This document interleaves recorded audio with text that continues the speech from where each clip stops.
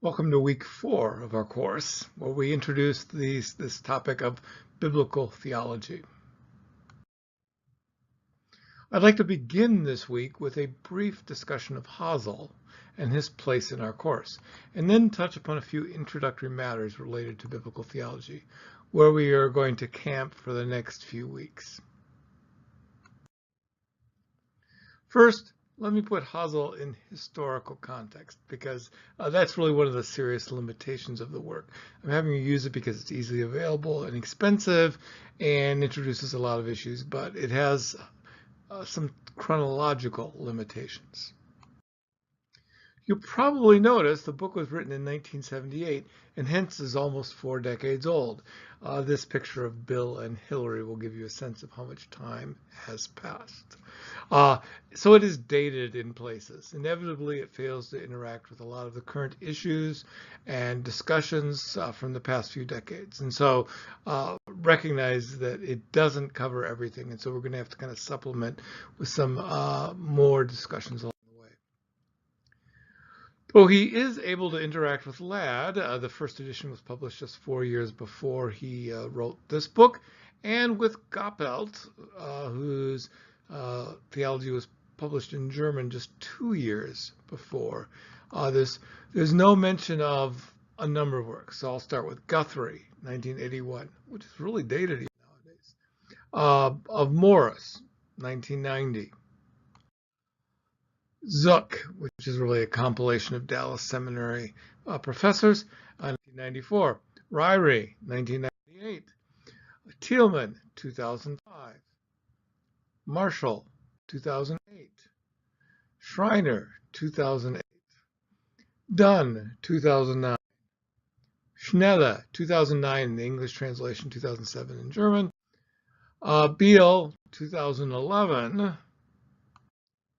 Not to mention whole Bible theologies like Childs and Kaiser and Hamilton, or, boy, we haven't even talked about N.T. Wright.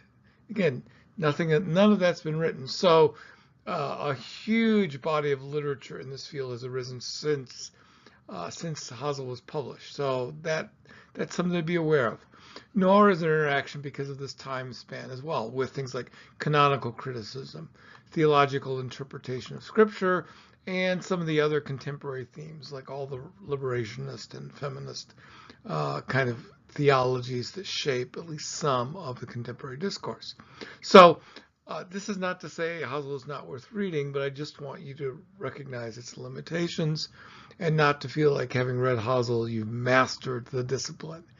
You've just dipped your toe in the water. It also is worth noting in passing that Hazel created a similar book on Old Testament theology, so he is equipped to connect the dots when there are parallel issues between Old Testament and New Testament. So that's something I think that's of value as well. Another reason that Hazel is at least continues to be worth looking at despite that datedness. Now, on to the contents of Hazel. Let me say a few things about him. The first chapter is about history, the history of New Testament theology. It's lengthy and detailed, and again, it would be easy to get lost in the names of all the participants, so don't do that. Get the broad sweep. Note especially how recently biblical theology arose as a discipline. I mean, 1787 is the year, and Gobler's lecture there. It's used as a starting date. So when we talk about biblical theology, it's a little more than 200 years, less than 250 years old as a discipline. And New Testament theology rose as a distinct discipline after that.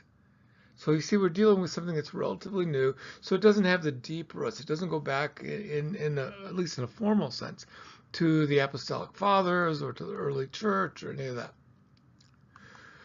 And note as well some of the various trends that have contributed to the setting in which we now do biblical theology. Some of the issues that Hazel talks about in that history continue to be relevant. Now, the reality is, because of the datedness, you're unlikely to encounter most of the theologies he describes directly. Many of them are older, some of those public domain ones mentioned in another video. You're going to be focusing on, the ones written in the last 20 years for your research for the most part. unless New Testament theology becomes your life work, in which, of course, then you need to know something about them. So, as with the Bray summaries, I just encourage you to skim appropriately in this chapter. In chapter 2, we get to material of more direct relevance to our current work. The question of methodology is discussed, and Hazel provides a four-fold typology or classification of approaches. The four categories he supplies are thematic theologies, ones that are structured around key themes and concepts. The big challenge for this approach, for all of these kinds of theologies, is where these themes come from. If they're imposed from outside the New Testament documents, is this a fully New Testament theology? It's like systematic theology stuck on New Testament texts. So how we get those themes and how we make sure we have the right themes, that's the debate for a thematic kind of approach. And you'll see some examples of that along the way, even today. The second model that Hazel highlights is what he calls the existentialist model. The key figure here is Bultmann, and the approach of theology he's describing is connected to Bultmann's program of demythologization. He privileges Paul and especially discounts Jesus in his theological discussions because the Gospels aren't really from Jesus. They're much later discussions about what people have said about Jesus, if you will. And that creates all kinds of problems, at least from my perspective. The problem of subjectivity again intrudes. Which topics are to be received and which are to be demythologized, as it were. I think it's fair to say that his overall approach today seems less important than it did when Hazel wrote, though there have been a few contemporary attempts to revive Bultmann, at least a little bit, and to try to reappropriate some of his content for the contemporary scene. The next model is the historical approach. These kind of biblical theologies have a large correspondence, at least in the New Testament, to elements of those approaches which deal with like the quest for the historical Jesus and historical reconstruction. So this is kind of historical and descriptive of the history of what New Testament thought was like during the apostolic age and the immediately succeeding ages. So it's descriptive, again, more than prescriptive kind of theology. The fourth approach that Hazel highlights is what he calls the salvation historical approach. Here we have figures like Kuhlmann and even George Ladd, which you'll be dipping into this week, where New Testament theology develops progressively through history as a portrayal of God's redemptive work. Hazel's typology here identifies some helpful issues, but misses out on some contemporary trends. So in the next segment, I'll provide an alternative typology that may help us deal with more contemporary issues better, more completely.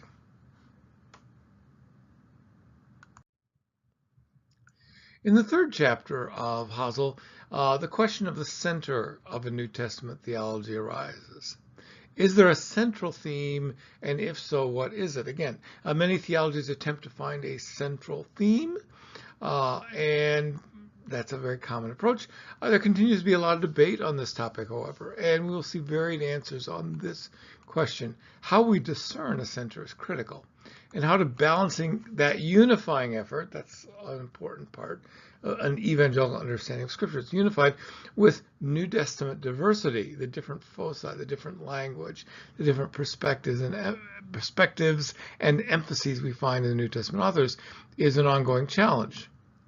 For a more up-to-date discussion of the unity and diversity issue, see the appendix in the revised issue of Ladd by Wenham, who argues for unity in diversity. So there's, again, even ongoing discussions about this.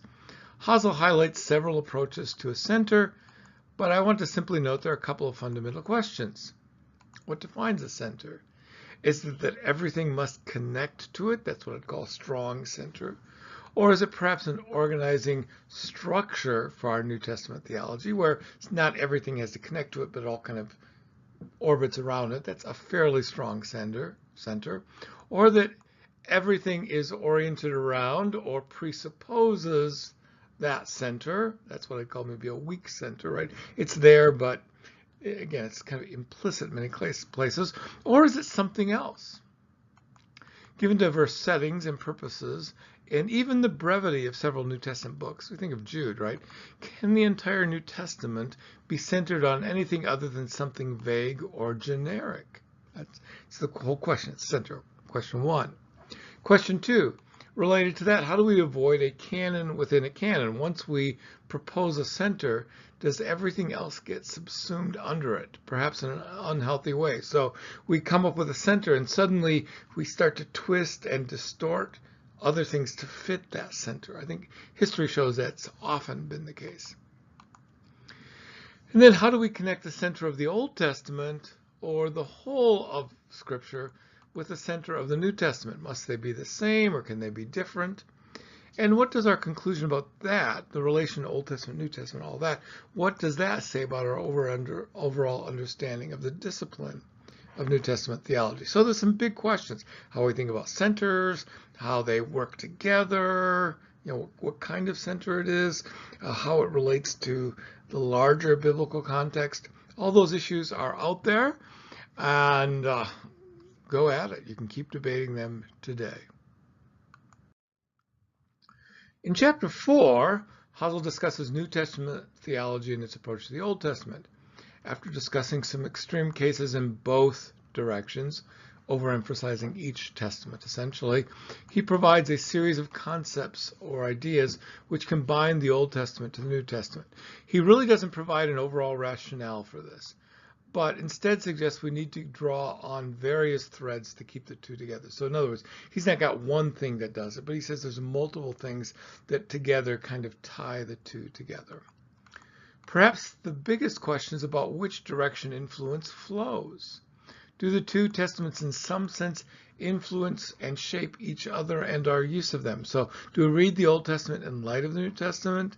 Do we read the New Testament in light of the Old Testament? Do we read them both in light of each other? How does that work? In asking that question, we are edging toward the question of how a Christian belief in canon shapes our reading of the biblical texts. Something to further reflect on, and we'll talk about that a little bit with canonical theology, canonical approaches to interpretation as well. One quick thing on the LAD reading for this week. I just asked you to go through the introduction for this particular week. It parallels elements of Hazel. You're going to see the history of the disciplines, a bit of detail of his salvation historical perspective. Again, that's that model. If you use Hazel's typology. It also briefly touches on questions of canon and the unity and diversity question, which also parallels elements of Hazel's coverage. Seeing a specific detailed articulation of method will be a good contrast to Hazel's necessarily brief surveys. So that's it for this video. Again, we'll come back and talk about some other issues shortly.